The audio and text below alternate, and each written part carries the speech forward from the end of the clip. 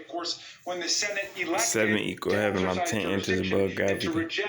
You see the lady in black and red? But it is what it is. Mitch McConnell Why she can't speak? That Donald Trump remains a huge problem for the Republican Party. But I'm he's speak been for disgraced in the eyes of the country, and that is not my jurisdiction, and I really don't have anything to say about that. I think 7 equal heaven, I'm 10 inches above they have gravity. to deal with the political dynamics within their own party. So we did get Donald Trump at least to admit that he's a former president now, so that's good news. He's not asserting that somehow he's still president, and they're recognizing, at least in a de facto sense, the legitimacy of this presidential election, which of course President Biden won by more than 7 million votes and by a margin of 306 to 232 in the Electoral College. With that, I will close my remarks, and the questions are open for any of us, and I'm going to share the podium with my distinguished colleagues. Okay. Yes, my distinguished colleagues.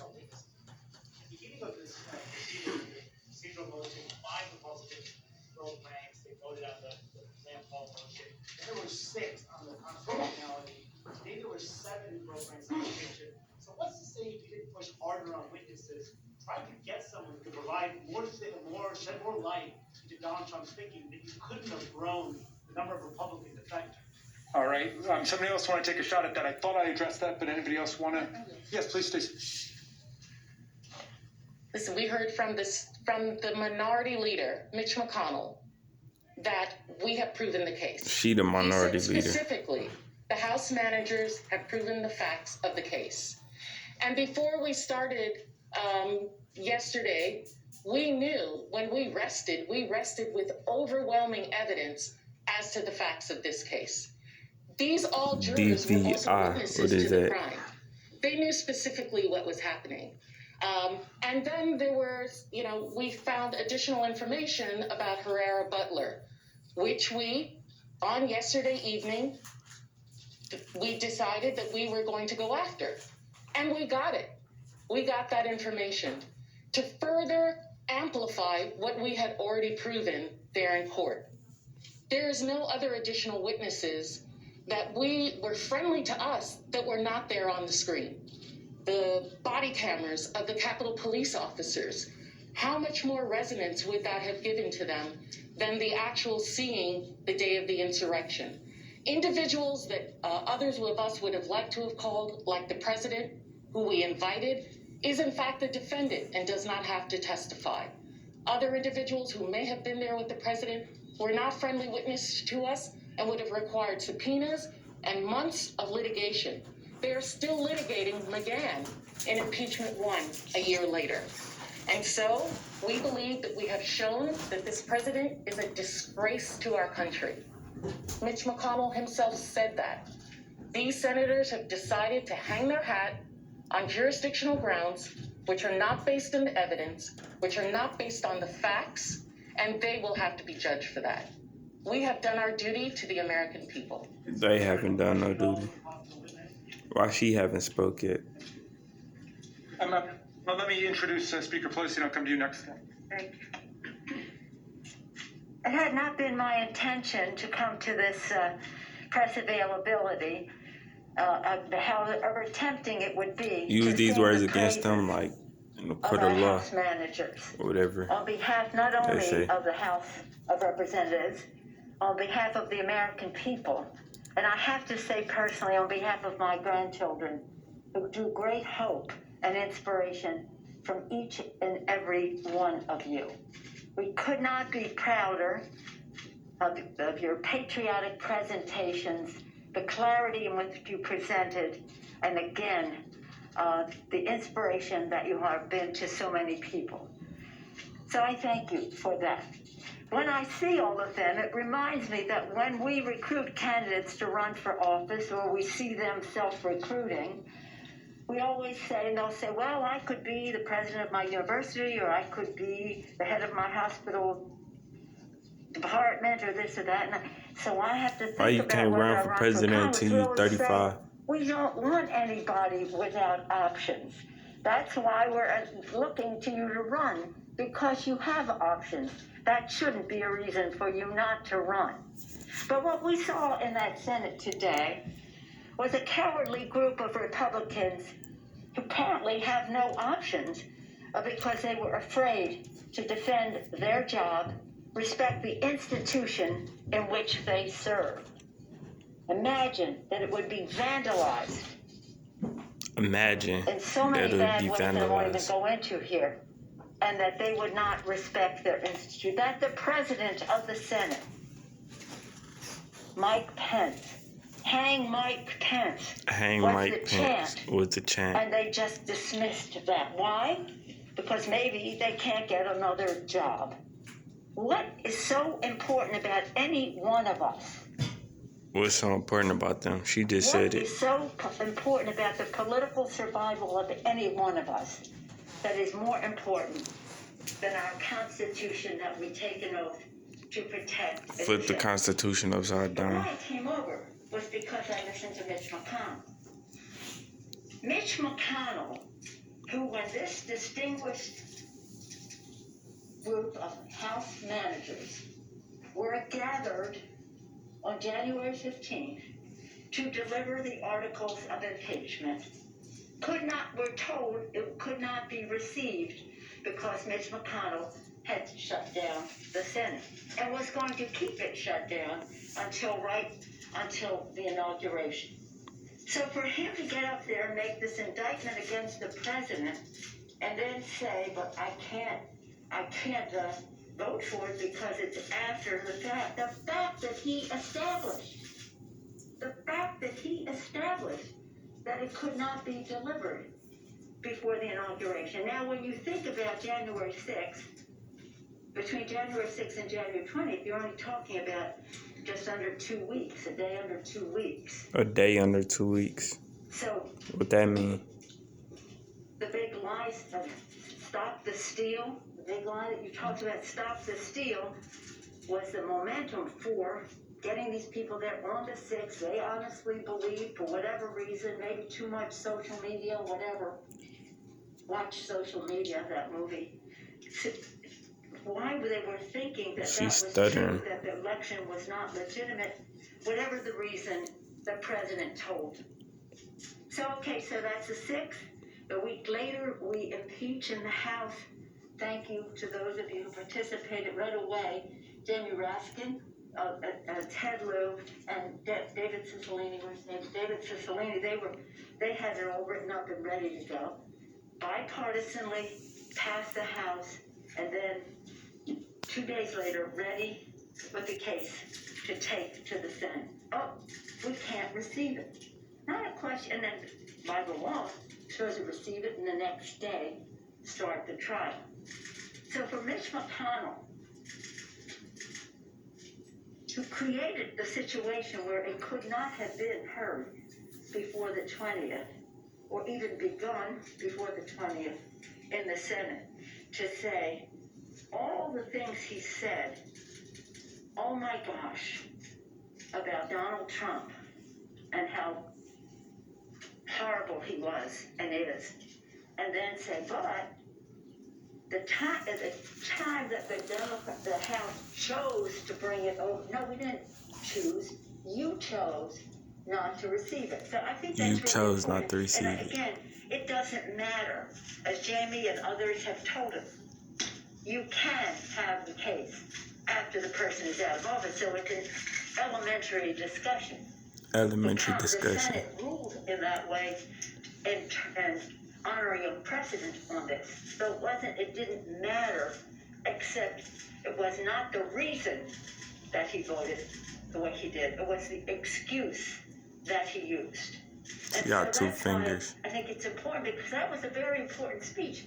But Chuck Schumer's speech was remarkable. Her speech important too. I think he was inspired by all of you, because you raised the level of all of this to such a place of patriotism and knowledge of our country, our history, and what we owe our children. Again, we always say, honoring the vision of our founders. I'm a founder, King of men and women in uniform, and respecting the aspirations of our children. they did all of that. And as James, the distinguished lead manager said earlier on this presidential weekend, our sense of patriotism is stirred and we're called upon in a stronger way. So I want to thank them. I want to thank Stacy Poskett. Thank you, Stacy. Thank you, Madeleine Dean. Thank you very much, Joe Naguse. Thank you, Eric Swallow. Thank you, Dinah DeGette. Thank you, David Ciccolini. Thank you, Ted Lieu. Thank you, Joaquin Castro. Thank you very much, Mr. Lead Manager, on all of this. We just couldn't be prouder. 1, 2, 3, 4, 5, 6, 7, 8, 9, 10, 11. Wasn't done. But by 15 votes, the Senate voted to convict. A good bipartisan statement about what has happened. How many dots she got on her mask? About your brilliant presentation. So I thank you for that, and I yield the floor back to all of you as I leave. Thank you, Madam Speaker. Thank you for your confidence in us. I was going to go next to Scott. Were you going to take the next one, David? Okay. Scott. Speaker, she had a comment about Mr. McConnell's statement on the floor. President Trump still They nervous. Look at her. criminally or civilly for everything he did in office. Do you think now that the Justice Department or State Attorney General should pursue the legal route He against didn't Trump? hedge all that. Remember when he talked about incitement, he said he didn't think this rose to level. All right, so he was hedging all over the place. I don't know whether it was for donors or what. How many times they blink in 60 It was seconds? a very disingenuous speech. I'll And I let y'all say that count. regretfully because I always want to be able to work with the leadership of the other party. I think our country needs a strong Republican Party. It's very important, and for him to try to have it every which way. But we will be going forward to make sure that this never happens again in terms of to investigate and evaluate what caused this. Cowardly Both in terms of group of the Republicans. motivation, but also in terms of the security that we have to have as we go forward, recognizing how inflaming even some of our elected officials can be. But I defer to all these distinguished lawyers about. All right, let's see. So, Speaker Pelosi, is Fisher? How are you? And I'll come to you. I'm sorry. Is Fisher an option right now? Censure is a select interpretation of the Constitution that lets everybody off the hook. That lets everybody off the hook. Oh, these cowardly senators who couldn't face up to what the president did and what was at stake for our country are now going to have a chance to give a little slap on the wrist. We censure people for using stationery for the wrong purpose. We don't censure people for inciting insurrection that kills people in the Capitol. You're here. Yes. She trying to get off the screen. Wanting the contemporaneous notes from the Congresswoman's depositions, possibly leading to other depositions, to then entering an already public statement into the trial record. Did you try and reach out to her at all? And then separately, did the White House either indirectly or directly have any involvement in the decision to call the witnesses? You know what? I mean, I don't want to. We tried this case as aggressively as we could on the law and on the facts. We did everything that we could. We got from the president's lawyers exactly what we wanted, which was the entering into the evidentiary record of the statement by our colleague, Congresswoman Bauer. And we got that. I was able to read it before the entire country, and it became part of the case, and it became an important part of our case. If, again, we could have had 500 witnesses, and it would not have overcome the kinds of arguments being made by Mitch McConnell and other Republicans who were hanging their hats. They had more than 500 witnesses. To claim that it was somehow unconstitutional to try a former president, or that You're gonna flip the Constitution upside down. gave him a right to incite violent insurrection against the Union. And though they're going to have to live with those arguments that they made. But we think that we overwhelmingly proved our case. I think Mitch McConnell's statement showed that they knew we overwhelmingly proved our case. And all that might have happened if we had, bargained for 10 witnesses on our side, 10 witnesses on their side. The first person they said they wanted to bring up and to cross-examine is Nancy Pelosi. They would have turned the whole thing into a circus. And we conducted it with solemnity and legal seriousness and decorum. And you saw the conduct of the lawyers on the other side, and you know what Donald Trump's track record is. We were not going to allow them to turn it into a farce. Congressman Grassley, Yeah. why didn't you raise her comments sooner? She said in her statement that she brought this up. I ain't trying to make this video too long, but you get the bigger picture. The statement, at least the first time that I saw the statement was yesterday. It was that statement was released yesterday. So, She said she but what's interesting is that the premise of some of these questions is somehow that we failed to prove the facts of the case. I think in the eyes of the entire world and the country, we overwhelmingly proved the facts of the case. And Senator McConnell just conceded that that wasn't the issue. And then you got to talk to the 43 senators who are basically saying no amount of facts would have made any difference to them because they didn't think that the president was subject to the jurisdiction of the Senate. That was the argument you just heard Mitch McConnell make. So forgive me for reacting strongly to that, but that seems to me to be a completely bizarre conclusion to these events, to say that somehow if we had just had no witnesses would have convinced some in GOP. Yes. Thank you. Just to follow up on the earlier question, did the White House convey to you in any way that they did not want witnesses because it might draw out the process? Did the White House tell you they wanted a short, condensed trial? I never spoke to anyone from the White House or to President Biden or to Vice President Harris. None of them. No. And I made the call. So you want to blame somebody? I think we were just trying to understand how, in terms of witnesses, how you got from out. Well, remember, when They can't even answer these questions.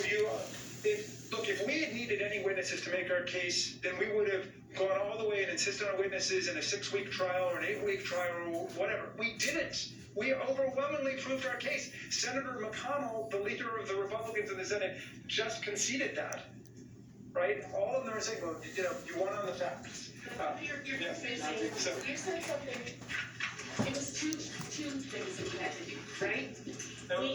We had to first have a motion for witnesses.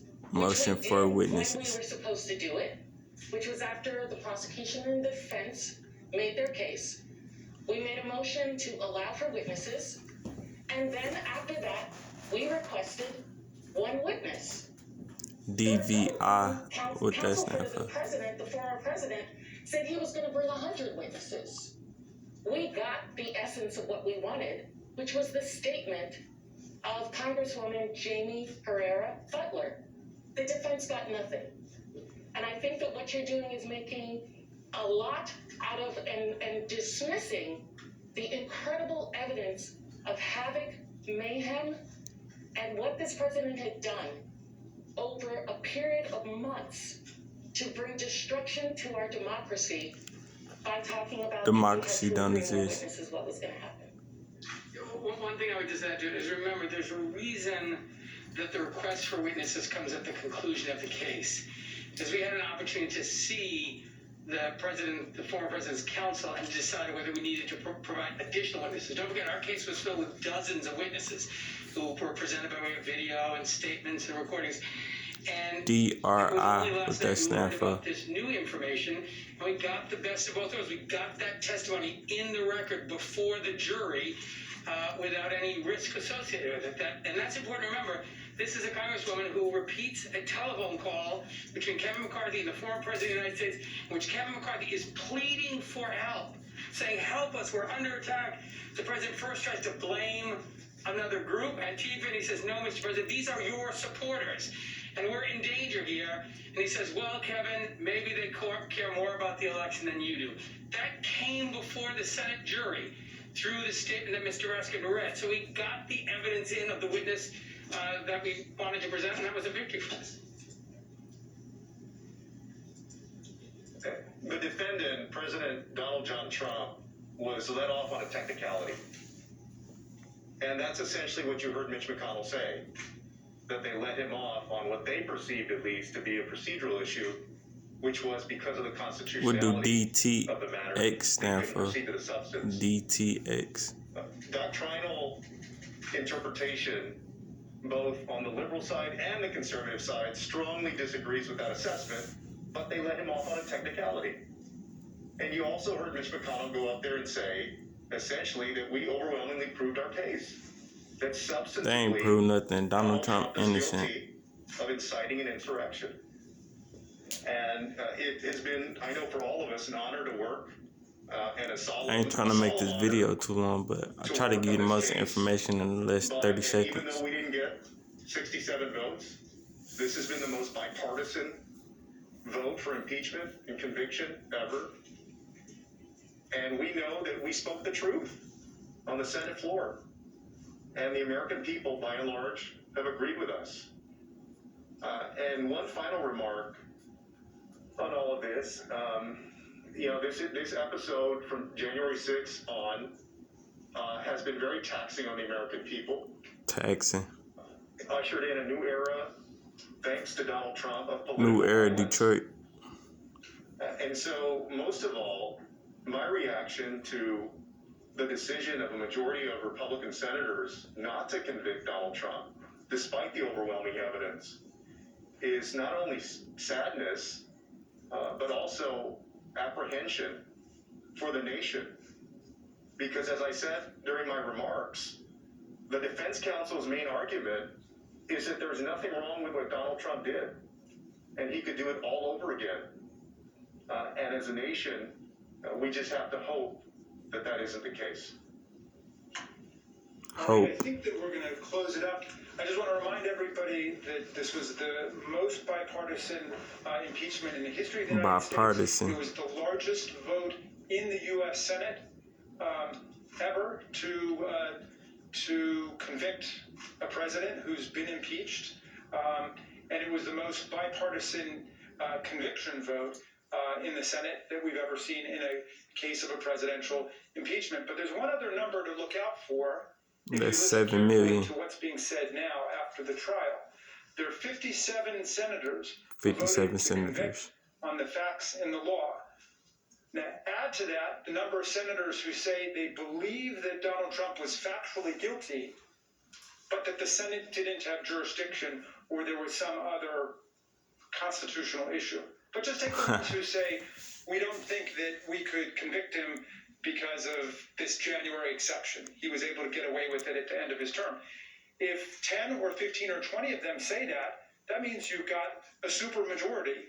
Saying that the president actually is guilty of his crimes, which we think we have overwhelmingly and convincingly demonstrated. 24, shout out to Kobe. Thank you all very much. 1, 2, 3, 4, 5, 6, 7, The House managers 8. who were joined at the top of the press conference by the Speaker of the House. To our viewers, just a heads up, Mr. Swalwell is going to make his way to a camera and will be talking to us momentarily. Neil Katyal, the DOJ veteran, the former acting Solicitor General of the United States, who has argued dozens of cases before the Supreme Court, is of counsel to us for this conversation. Neil, I have two questions. Number one, about their lawyering. I don't think people watching have any other reaction except that their lawyering was relentless and effective. People are going to be relitigating this decision not to have witnesses forever, but you heard Mr. Raskin say, had they gone there, the other side would have likely turned it into a circus, and you would have had the Speaker of the House have to appear in the Senate chamber as a witness. My second question for you, please address a topic no that is, witnesses would have convinced lawyers, both amateur GOP and professional, and especially on social media, about this clause of the 14th Amendment that by a simple 51 vote, they could use to bar the former president from future office. Okay, so first of all, Brian, watching them just now, the House managers did beautiful work in prosecuting this case. Some of the best oral advocacy I've ever seen in my life.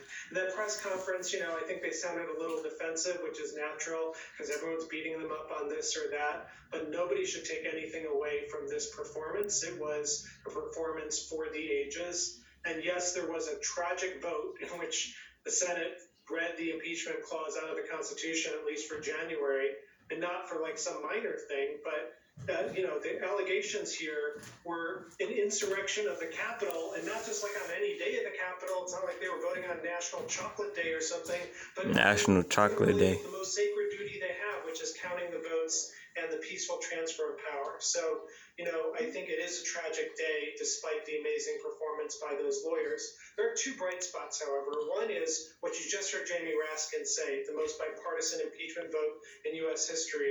And we've heard that a bunch in the last hour, but here are the details. I mean, it's really hard if you're the president, to get even one vote of your party against you. It literally only happened once. 57 guilty, 43 not guilty. Second impeachment trial of Donald J. Trump. I'm going to end this video 23 different votes cast soon. at that point by senators, not one crossover vote. The only time we've ever had a crossover vote before was Romney during Trump's first impeachment. And now, of course, there's 7 of these crossover votes. Then the second thing is the McConnell statement, which is incredibly striking to me. I mean, McConnell could have just said, like Susan Collins, tisk, tisk, tisk, that kind of style of thing. McConnell went so much further than that, even calling for criminal sanctions. And this is a guy who used to be part of Trump's, this is all a witch hunt against you crowd and stuff like that. So this is really striking to me. I mean, McConnell went way further than even Chuck Schumer did in attacking Trump. And I was a little surprised by Schumer's comments because Schumer basically made it all out to be Trump sent rioters to the Capitol to stop the certification and the like. And that's true. But here's what you didn't hear him say. There were senators in that very room when Senator Schumer was speaking who tried to stop the certification. It wasn't just the rioters. These senators did that, and 126 members of the House. And so 126. Some of them voted to acquit themselves. And so as we think about the future, I think we have to think about that. I know I've been talking for a long time, but let me just, on the 14th Amendment, there is this separate clause in the Constitution which says if you've been an insurrectionist, then the Congress can pass a bill to basically bar you from future office holding. It does require only a simple majority, so it is. That's all they talk about is the Constitution. It also require a court process to flip that upside down. Guilt or innocence. I think we should welcome that. I think Donald Trump would be scared out of his mind for that court process. Neil, I want to hit you with one more. I thought I heard Congressman Raskin say on his way out the door that they had a supermajority who recognized guilt. And I've gone through all the Republican statements that have come through the wire, and I'm not quite come through the wire. But you've got the Republicans like McConnell. I read Senator Portman's statement. They're not disputing any of the conduct, which was proven through videos, proven through testimony, proven through the evidence of Pence. And then it was the evidence that was stitched together in the final hours this morning. The Congresswoman recounting and going on the record and entering into evidence this call with McCarthy, where Trump clearly takes the side of the insurrectionists. I want to ask you about the case. I thought it was as strong against the constitutionality argument, but as I read these statements and the Republicans hiding under the skirt of what sounds like a bogus claim about what the Constitution says, and you had it's a bogus claim. Before the trial, far-right conservative lawyer Chuck Cooper come out in the pages of the Wall Street Journal debunking the constitutional claim. I thought this was some of the most airtight evidence. They literally put the Constitution up, which is a Republican shtick. That's what Republicans do. The Democrats had the letter of the law on their side. They had the Constitution claim. They had plenty of conservative lawyers, but that seems to be what they're hiding behind today. And I wonder what you make of that. I think it's really unfortunate because the whole point our founders in the Philadelphia Convention debates, the reason why our founders gave impeachment to the Senate, former acting USA Solicitor General, you can understand their reasons and they have to make a decision.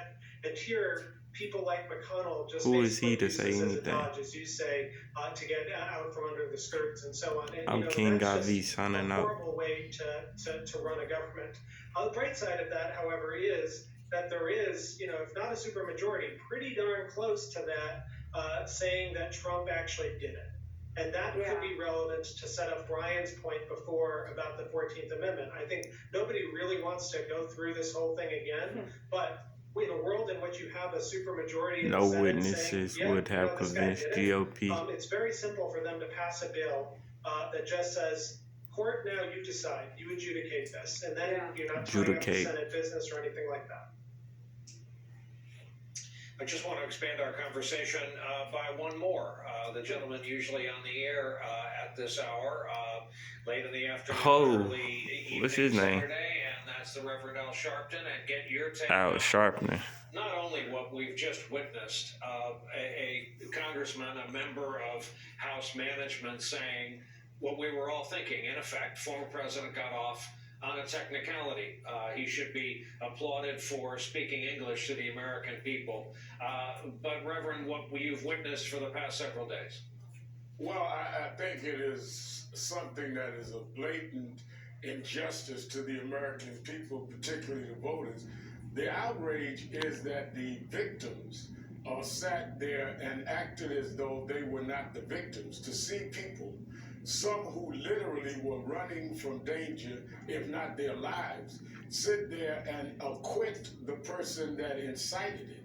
And then the minority leader, the leader of that party, get up and say, yes, he incited it. Yes, he engaged in wild untruths. Yes, he did all of this. But on this technicality, we have to let him go. What is the technicality? Well, he's out of office when we have the vote. Well, he was in office when he was impeached. So that's like someone saying someone committed a crime. I helped him get away because I delayed the trial.